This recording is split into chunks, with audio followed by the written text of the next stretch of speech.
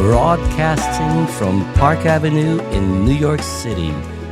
Brought to you by Global Wealth Office at Nest Seekers International and Classique Moderne. This is Peace and Good Wealth. Good afternoon, ladies and gentlemen. We are back at Peace and Good Wealth, and this is your host, Loy Carlos. It's been a while since our last drop, but rest assured that we've been gearing up for a great year of substantive conversations and with brilliant, talented, imaginative, and creative people from various backgrounds, various experiences to share their insight into this thing called life. So we often talk about the idea that having peace and wealth in its truest sense is the ultimate harmony of how we live and who we are. It's about things that can't be measured but are deeply felt. Joining me today is Charlie Rauh. Charlie is a guitarist, composer, author. His music doesn't wrestle you down, doesn't down your attention. It invites you into a space of quiet reflection. So in a world that is increasingly loud and fragmented, Charlie's work feels more like an essential return to what is simple and true. Charlie, thank you for being here. Welcome. Oh, thanks for the kind words and for having me. So Charlie, let's start with this, we call it the anatomy of stillness. It's very difficult. We always talk about hustle culture, right? Which it's a concept that I personally detest. I feel like, hustle to me, it's like you could flail all over the place and never really get anywhere. And we are taught that in order for you to get anywhere these days, you have to keep hustling in every sense of the word. But you wrote a book, and it's called Simply, Patiently, Quietly. And it feels like a meditation on how we should move through the world. So let's talk about the concept, of the book, the evolution, of it. It's a little bit weird because it's out of context from your music. Music started first, and that's it. But let's talk about that. Let's talk about why simply, patiently, and quietly is an important concept in today's world. Yeah. So one of the reasons I wanted to write the book, which consists of 3 essays. Each essay is themed for one of the words, for Simply, Patiently, Quietly. And the back of the book is a songbook of music I've composed that I'll talk about a little bit later. But one of the reasons I wanted to write these essays was living in New York, going back to what you said before about hustle culture. There's a lot of pressure on that as a freelance musician and writer to constantly be, like you said, hustling.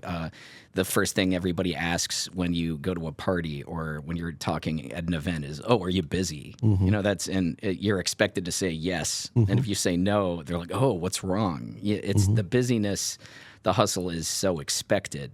And I wanted to write these essays to address not necessarily virtues that I embody, because I honestly don't feel like I embody any of them. I just value them. And I aspire to them. So I wanted to write essays about simplicity, patience, and quietude because I believe that they supersede hustle culture. They're more important to build a foundation on top of. In my own personality, I'm a very extroverted, impatient, loud person who overcomplicates most situations. So I didn't write them from any kind of position of authority. Again, it's more of a position of aspiration. Of discovery. Yeah.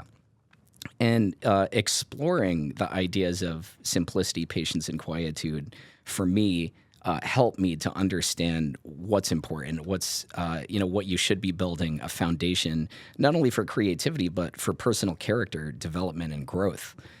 So one thing in New York, I feel like all 3 of those. Again, I'll call them virtues, but all 3 of those virtues are somewhat discouraged. Things that are simple are often looked down on, or there's a condescending sort of viewpoint to things that are simple. If you describe something as simple, it's what I talk about in the book. There's a great quote from a teacher I had, Connie Crothers, who sort of specified what she believed the difference between complexity, something being complex, and something being complicated are.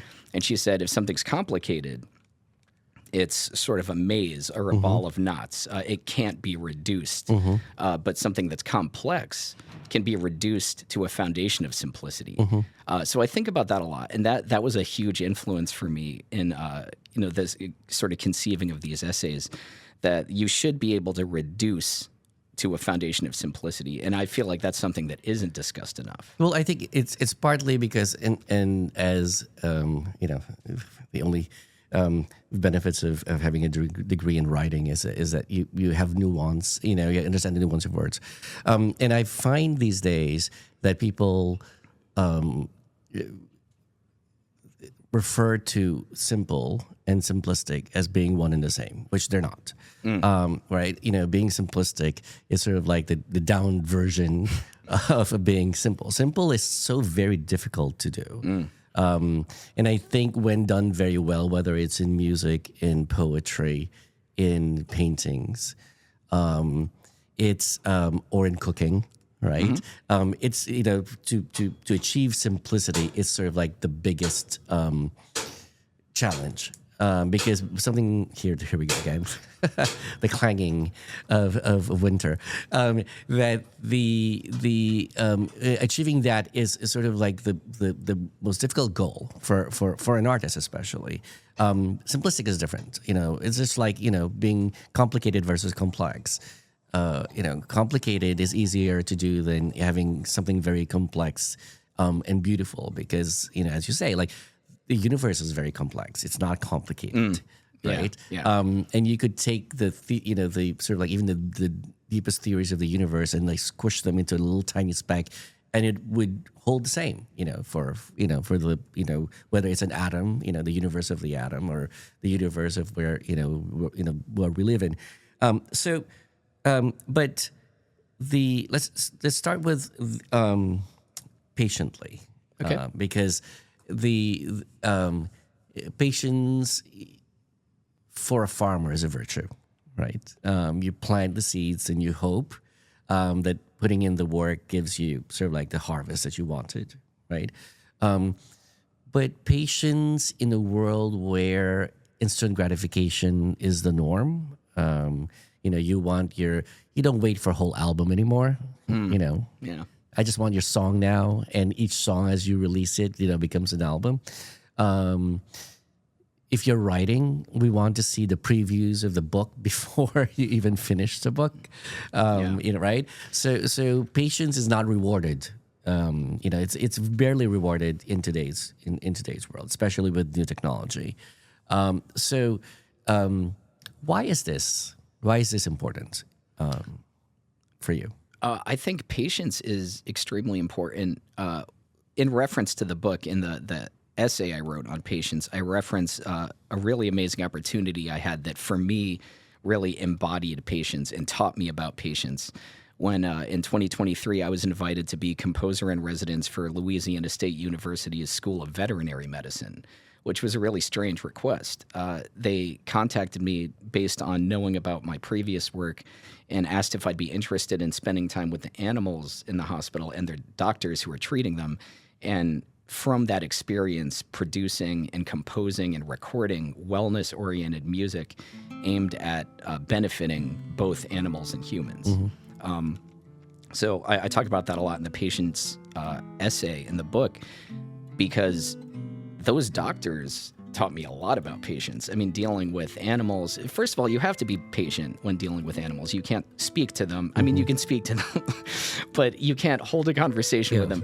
So I feel like the level of empathy involved in that specific type of patience, to be not only a doctor, but a veterinary doctor, is very inspiring to me. And spending time with the animals and having to have patience myself with the animals, and spending time with them going through their day as they were being treated for various illnesses, and then having the conversations with the doctors treating them, I feel like patience is directly tied to empathy. That's a big takeaway. And that's where I think the importance of patience is.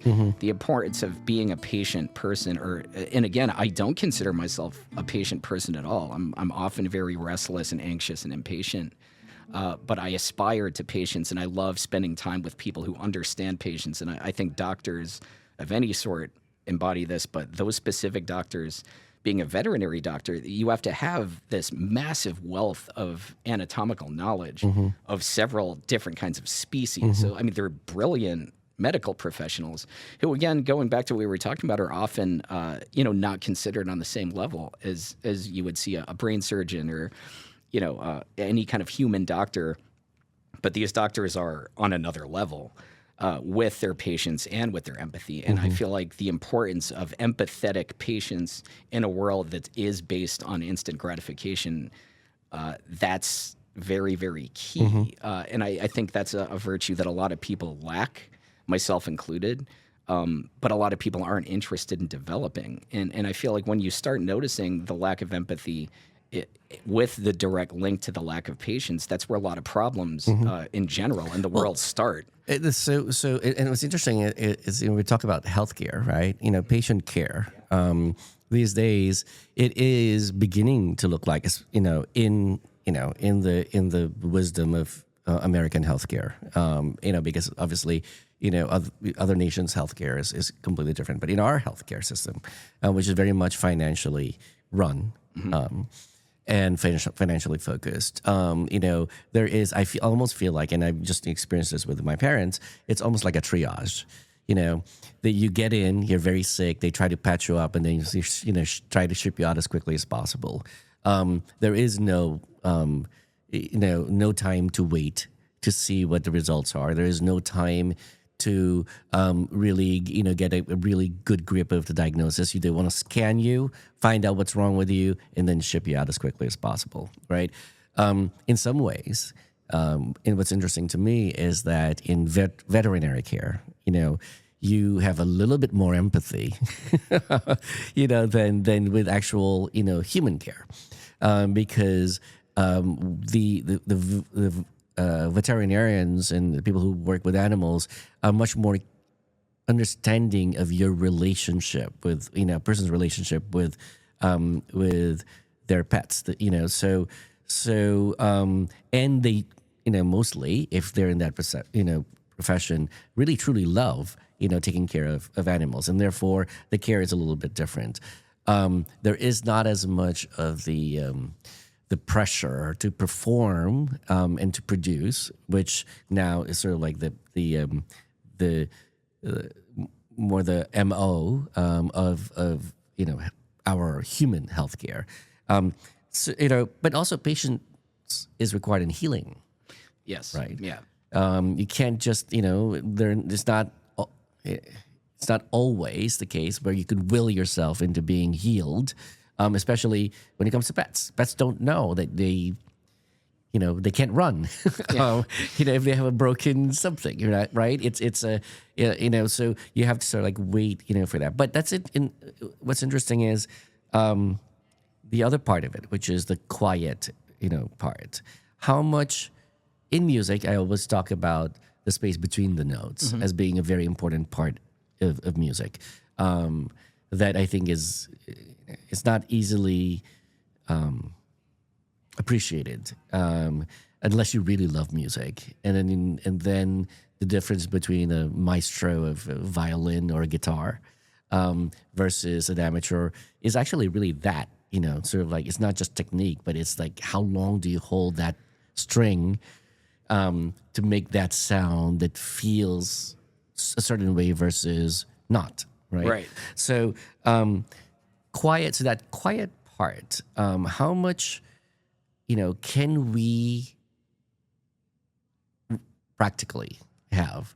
And what does quiet mean? Does that mean complete, absence of noise, or does that mean calm, peaceful, sort of meditative, quiet?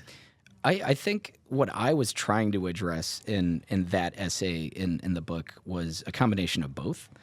I think silence, obviously silence and quietude are two different things, but also directly related. I liken music as a one-to-one comparison to conversation much of the time, that if you're going to create music to share, you should look at it the same way as having a conversation like we're having right now, where we're speaking to each other, not at each other. So if you're creating music for someone, it must be created for them. And I think a big part of conversation is silence, quietude. If you're really comfortable, obviously not on an interview situation, but if you're in a comfortable conversation, you might just sit with the person and say nothing, and that's okay. And that's something going back to hustle culture and sort of busyness as a virtue, or I'll call it a false virtue.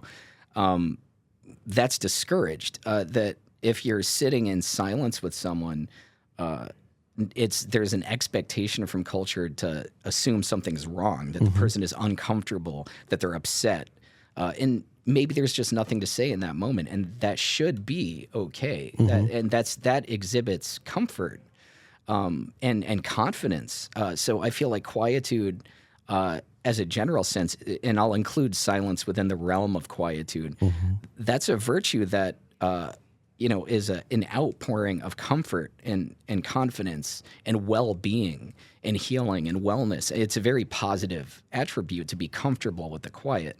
And we're taught in so many ways to feel the opposite, which I think is very dangerous. So in terms of music, I think it's important, like you said, to be aware of the space between notes, but also to build in spatial awareness in the same way that as you're going through your life, you should be spatially aware of your environment, of the people around you, and to be, empathetically aware and spatially aware and care what's happening around you, even if you're not directly interacting with the environment of the person.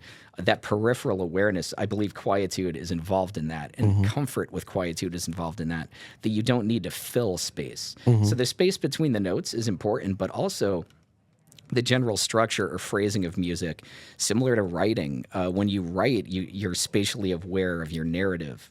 You're spatially and emotionally and empathetically aware of your reader. Or you should be, in my opinion. Maybe not all writers are, but you should. Not the narcissistic ones. Yeah. But it's that it comes down to awareness. I think quietude is about awareness for me, and I think patience relates to that awareness. You should be patiently aware. You should be aware of the quiet, comfortable with the quiet, and simplicity. Tying into that, you should be okay with being reduced. Distillation should be a part of your regular practice, that you don't need to be excessive. So I think all three of them sort of tie together, and quietude of the three might be my favorite. Again, I'm a very extroverted and loud person, so it's not something I'm not known as a quiet person, but I do love the attribute. I love the virtue of the quiet, and it's something that I really enjoy exploring in art, because within the realm of art, I feel for whatever reason I have more of an aptitude for it than I do. Well, it's interesting that you say that, because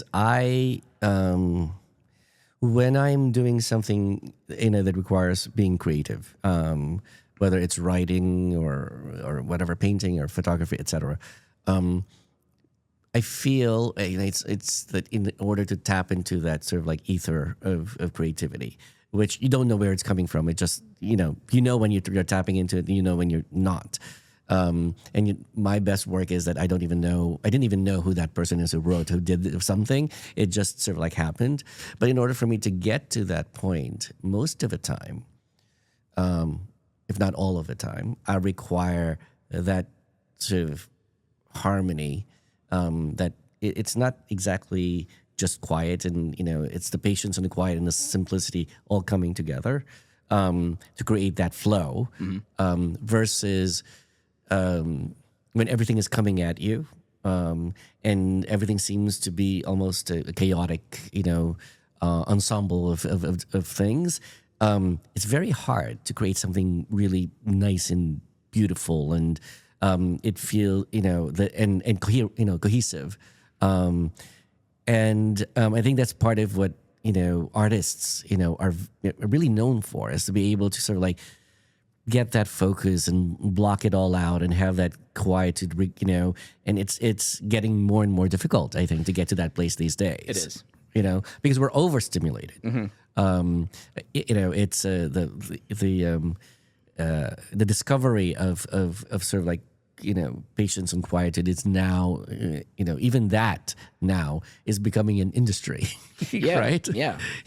So you have to be away to some other place that has, dedicated for wellness in order for you to get, this luxury of quietude, which is kind of interesting. Now, storyteller, the idea of a storyteller is bandied about rather easily these days. When I read your writings and I hear your music,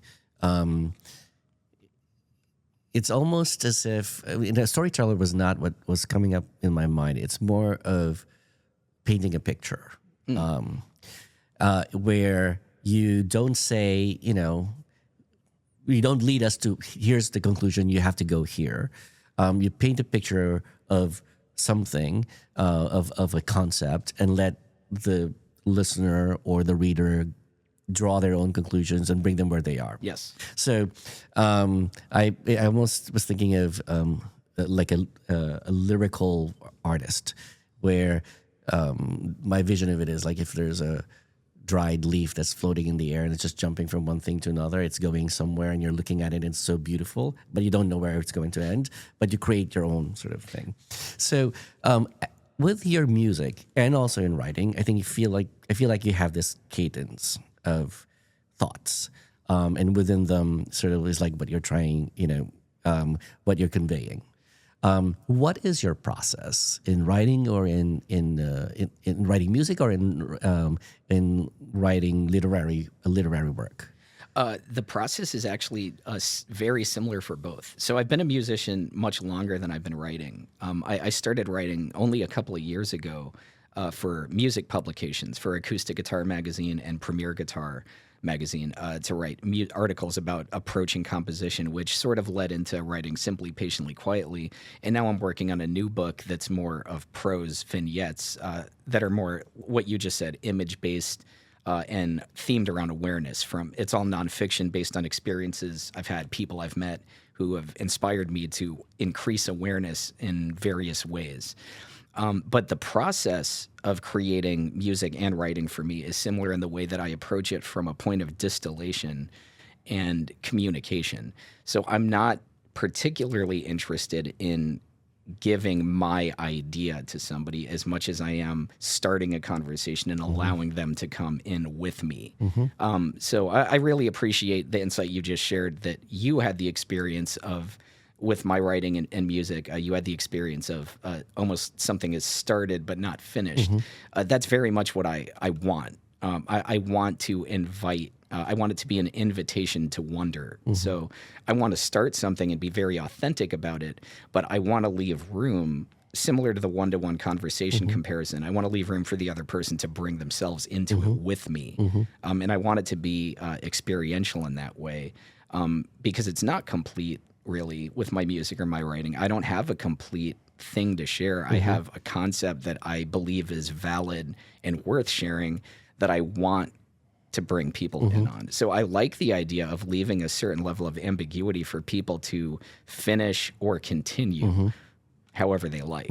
And that's and again, that goes against our world, where everything has to be obvious. It has to be spelled out. Otherwise, people who are left, I remember, people who get very dissatisfied with movies that don't have endings, or the endings that they liked. It's for some reason they forget the sort of like the art of creating, of creating film, right? And artists, when they do paintings or sculptures, etc., they're aware that it's never complete, that it's the reader or it's the viewer that completes it with their own thoughts, with their own lives, with their own experiences.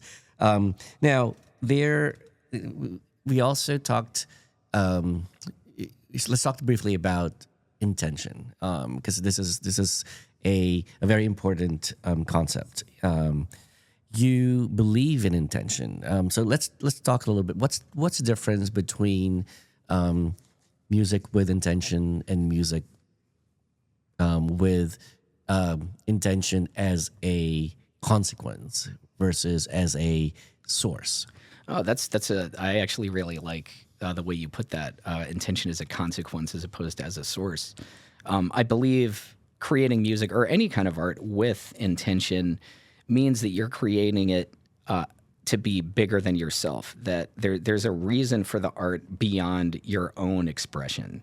That's how I approach it anyway, that there's ideas I have. I'll put it this way, the difference in writing between journaling or writing something that you plan on sharing. I believe that's the difference. When I journal, I just write what I'm thinking for me. And it's written for that reason. It's written for me to just sort of brain dump what's in my head. And yeah, sometimes that will lead to an idea that I want to flesh out that's intended, that has intention for sharing. But much of the time when I'm having coffee in the morning and I'm journaling, I'm just talking about myself to myself. It's a way to sort of reflect on ideas, but it's not meant to be shared. I feel like intentional art is meant to be given meant to be received, which means there's something intrinsic about that offering that's meant to be beneficial, or you believe there's something in it that's beneficial. And if it's beneficial, it has to be beyond only yourself, because it has to, apply or appeal to other people in their lives. So I feel like art with intention, music with intention, or writing with intention, the difference between that and art with intention as consequence would be that if you write it or make music from intention, you're trying to tap into something beyond yourself, which will access something beyond the self of the receiver. That's the way I think of it. I see. So, so it's it's a little bit more than just having substance to what you're doing, and it's I guess in a lot of ways it's not empty calories. So you're just giving for the sake of giving, but there's really nothing underneath there. Yeah. But how do we differentiate between, or can you differentiate between a music that was built with intention, or on intention, should I say, and music, or any form of art that was, just sort of like created for the sake of creating or producing something? I feel like for me personally, I don't really spend energy on trying to differentiate what other people, why other people do what they do creatively. I don't claim to be able to, pick out, well, this was intentional and this wasn't. I don't believe that's fair for me to say of somebody else, because maybe it is intentional and I don't understand it, because that is possible. It's definitely possible that people might not feel that my work is intentional, even though I create it from intention. But maybe that doesn't land. I mean, that can happen too. So I feel like the only differentiating that anyone can do is of their own output, really. I genuinely and authentically create from a point of intention. My music is built on and of intention. My writing is the same. But I can only differentiate if I'm doing that or not. I can absolutely differentiate that, and I can call myself out on that. There's art that I don't connect with, which would mean either I don't connect with the intention it was built on, or that maybe the creator wasn't concerned. But I don't believe that I can really differentiate that. I don't think it's fair for me to say that I can differentiate it. I can only say what connects with me and what doesn't. Right. Well, there are certain things that are completely alien to us because it's just not part of our life experience. Yeah. Right. So, for being warm in the middle of a very, very cold winter, ice fishing is not something that I'm aware of. And therefore, any type of work that has to do with that, I may not be able to relate to as well as somebody who's had sort of like that experience. Yeah. But the part of the thing that also you base your work on, especially your music, are literary pieces. And literary pieces, the way I understood, literature as art versus literature for the sake of literature is that literature for art, is timeless, timely and generally universal, right? Um, Looking at literary pieces and basing your music on that, and I'm going to pivot a little bit. Is there something within that sort of like conversation of what you're basing it on and your music that was for more of the classic literary pieces prevalent, and it's sort of like missing in modern conversation?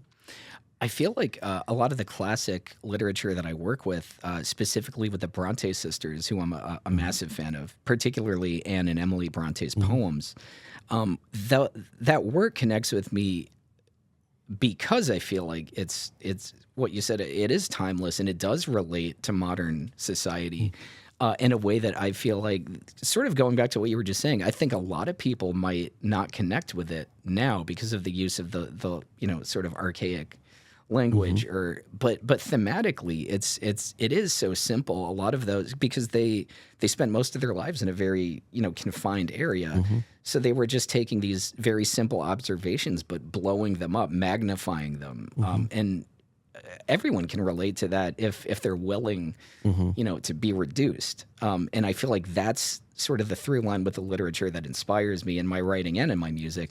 I enjoy being reduced by the grandiose thinking of, a writer like Emily Bronte, who can describe, going for a walk and just blow my mind with it because of how she's experiencing going for a walk.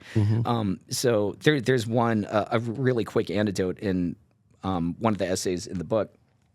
In the Simply essay, I was trying to write music inspired by one of Anne Bronte's poems, The Doubter's Prayer, which is a poem where she's basically expressing that she feels that she's not measuring up to the person she's supposed to be.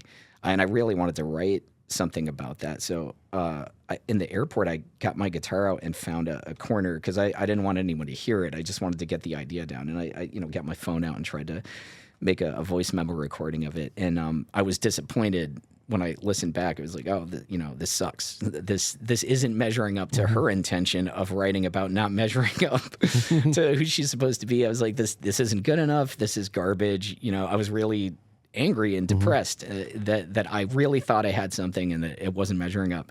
And as I'm putting my guitar away, I look up and there's this little girl standing in front of me that I didn't, she was pretty light on her feet. I didn't hear anyone walk up. But she was just standing there, and it kind of surprised me. And she just said, "I really like your song," and then ran away. So that, I mean, that was so sweet, and a really impactful situation for me, because going back to your original question, it's that reduction in the literature. I feel like good literature has that ability to reduce and distill your cognitive function, to take away a little bit of that hustle mentality and reduce you back to the way you should think. Well, I think the going back to simple and simplicity and being reduced. I think what's a struggle for a lot of people is that is that we are so we are now being told how special we are.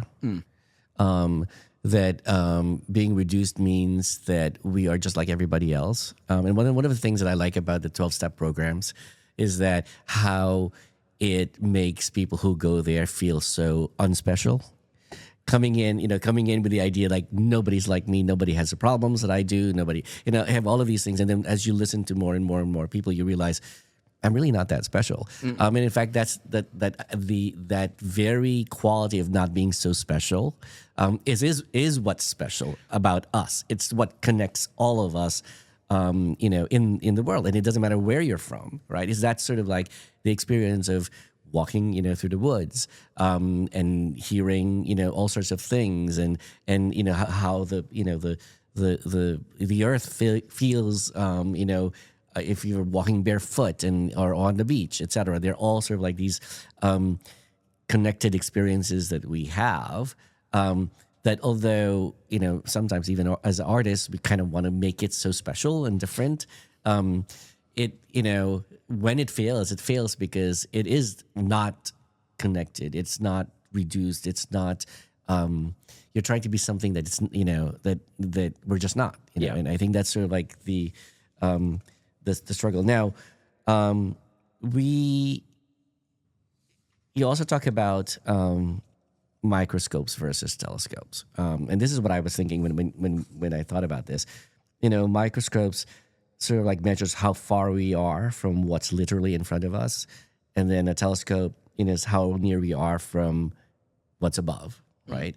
They're very strange, basically the same instrument, but our perception of that is sort of like very, very different. Yeah, yeah. Right. So talk to us about that. What about music is sort of like macroscopic and telescopic, microscopic and telescopic, or any of this.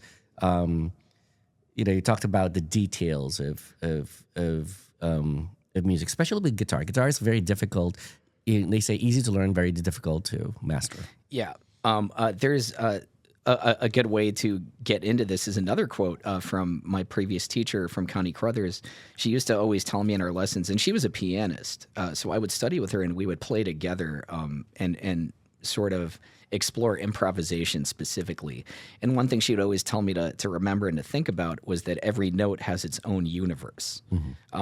So to look at it in this way that, every note, if you play a note, you should be reverent to a myriad of details, that there's a lot going on. And I feel like that's what the literature I'm really inspired by, and the music that I love, and the music and the literature that I try and aspire to create is looking into the overlooked, the nuanced details. And I think music has the ability to, again, I think reduction also relates to this. It has the ability to reduce the busyness of your mind, to make small things more apparent, and make the value of smaller things more apparent. And good literature and good music has the ability to do that by giving you the space to do it when you don't have the space in day-to-day life, when you are bombarded with sort of all these sounds, all these images, all this instant gratification. Maybe it's most apparent in literature when a good poem can use words to describe something that'll take you a few minutes, to visualize. But in reality, if you look at it, it's over in a second. So it makes you slow down. It reduces your sensations, and it makes you savor them instead of just swallowing them. It makes you slowly taste them. And I think music and literature has the unique ability to do that, to reduce you, slow you down, and make you focus on nuanced and small things and realize how valuable they are when we're so used to mowing them over. And we're being told to mow them over. That if we're to be successful, if we're to be productive, we have to move fast. We have to move fast. We don't have time to savor. We have to consume as quickly as possible and as much as possible. So it's kind of an impatient, gluttonous approach to, taking in the world that we're in instead of slowing down and being reduced. And music and literature are excellent sources of reduction to make you look closer at those smaller details, to magnify them, to blow them up so they're huge, when they might just be non-existent otherwise. In your mind, does it matter, or is there a difference specifically with guitar versus other instruments? In how people, relate or react, or does it even matter? In sort of like your approach, there are people who like, for instance, electric guitars versus acoustic guitars versus, all of these things, and they sort of, they have different personalities, etc. But in sort of like a general sense, right? Is there something very specific to guitar you feel that the experience might be, an interesting exploration? Because guitars these days, it's, maybe it's just me. Maybe it's because I live in the city and I never really listen to anything. But, it used to be like, in some sort of field, somebody's playing a guitar, or some sort of street, somebody's playing a guitar. In Europe, you'll see this a lot. Yeah. And you could just enjoy sort of like the, how the guitar sings, right? But a guitar sings differently to me anyway, from a violin or a saxophone. How what is your sort of, how would you characterize what guitar, how guitar stirs people, in a sort of like intimate way? Well, yeah, I think one thing about guitar, I particularly favor the acoustic guitar because it's an extremely unforgiving instrument.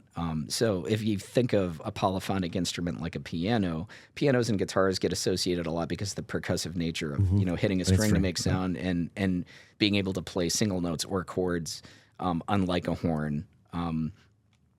But a piano, first of all, you can play with both hands at the same time, and you have a sustain pedal. So with guitar, you're also using both hands, but only one hand is covering the harmony and one hand is covering the attack. And there's no sustain pedal. You have to figure out how you sustain with your hands. So how you use things like open strings, how you use fingerings. There's a lot of momentary problem solving involved. It's a workout. And playing solo acoustic guitar you're very exposed. It's very vulnerable. And I love that. I think it's very, in its lack of accommodation, it's very accommodating to produce music that will stir the listener because you're making music on an exposed instrument that brings out all of your flaws as a musician, and you're choosing to do that. And whether people know it or not, I feel like it makes the music that's produced that way hit harder. So I feel like that's something very special about the acoustic guitar. And I don't think it's better or worse than any other instrument. It's my instrument, so I know it intimately in ways that I don't know other instruments. But what I like about it is the choice to be vulnerable, the choice to be reduced. If you choose to play a solo acoustic guitar, you're choosing to be reduced and not accommodated. And I feel like in that decision, the music will reflect a certain emotion and a certain intention that I know I wouldn't have if I tried to compose on a piano or other instruments I know how to play. It's that reduction in vulnerability that I think defines the acoustic guitar. Right. And I think, in some ways the instrument also chooses you, right? Sure. There's certain things where, you could play multiple instruments, but you're really good at one of them. You can really make one of them sing, but not all of them sing. True. So last but not the least, what is, for you, moving forward, or maybe not moving forward, maybe just, what is the big intention now? Okay, what is the, what's the goal in your mind in terms of not just literature but also in music, but how do you keep aligned with that sort of idea of intentionality in what you do, just to sort of like help other people, focus on that intentionality as well? Yeah, I think moving forward, I'm working on a new book right now that's a collection of essays and sort of miniature prose vignettes that I mentioned earlier. That's my main focus project-wise. But it also sort of epitomizes my sort of thought on moving forward, where I feel like the type of work I create, it can't be that I'm trying to create the work itself. The work has to be the result of what I believe I'm supposed to be embodying in my life. And if I'm living the way that I truly believe I should be, the work will come from that. So I feel like I need to focus more on living the way that I should live and believing what I should believe. And the product of that is the work. The work itself isn't the focus. The work is the product of the life.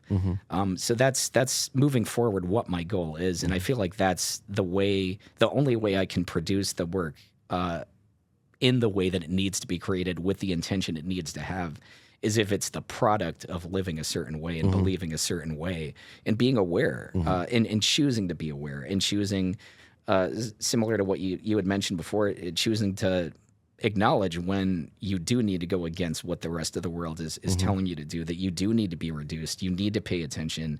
You need to learn to be patient and empathetic. You need to embrace the quiet. You need to learn how to reduce yourself to a simple foundation and let the work follow from that. So it's not just like working with intention or living with intention, but also recognizing what the intention is, to begin with. Yeah, Right. yeah. And not just sort of like reacting to to everything that's going around. Yeah. Well, thank you so much, Charlie Rauh, for this wonderful, very insightful conversation. Oh, thank you. Well, yeah, thanks for having me. We look forward to hearing more of your music. We look forward to your upcoming book, as well. And for everybody who, I think Perry probably would take a few clips of the book also, so that we could have the lyrics. I'm sorry, the text from the books as well.